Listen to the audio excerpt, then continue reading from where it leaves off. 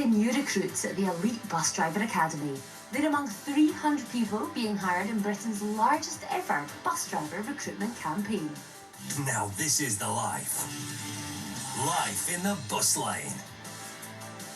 It's all part of Greater Manchester's B Network, a new integrated London-style transport system that will return buses to local authority control for the first time since privatisation in 1986. Despite most fares in England being capped at £2 for a single ticket, we're still taking fewer buses now than we were before the pandemic. The B Network, though, has been creating a bit of a buzz about buses in Manchester, promising cheaper tickets, more reliable services and greener electric buses.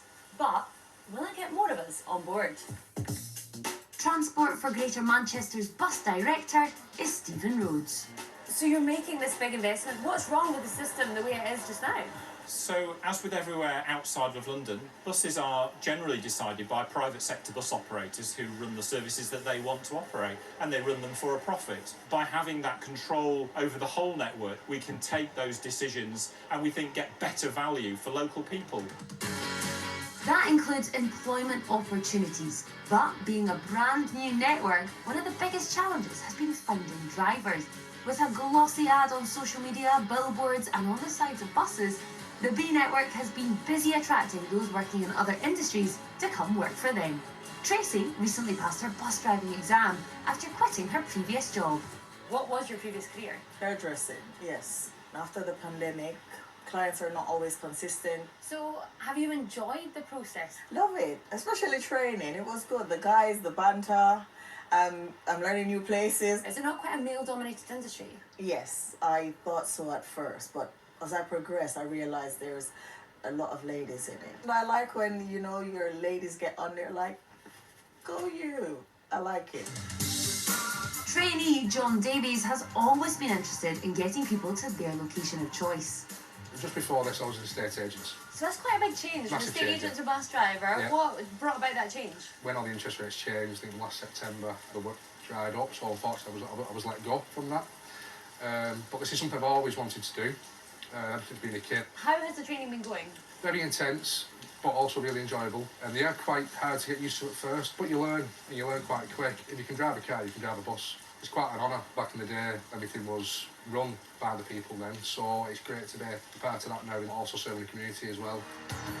Today is John's practical assessment. It's the final hurdle before he can drive a bus. I'm a wee bit nervous for you, John. How are you feeling? Quite nervous, but as long as I remember everything I've been taught, I should be fine. I believe in you. You've got this. Like all trainee drivers, it follows 6 intense weeks of manoeuvres and study. In Bolton, where one of the first B routes will operate, opinions differ on how successful the network will be. I personally think it will be a good idea because I feel like the more buses we have, the more people are going to use the transport. So have you heard about the B Network here across Bolton and Greater Manchester? An absolute joke. Based on the London system, isn't it? That's millions and millions and millions in debt. So that's going to happen here, isn't it? Definitely a good idea, yeah. I feel like it would be better for the people. Back at the depot, and John's bus driving test is drawing to a close.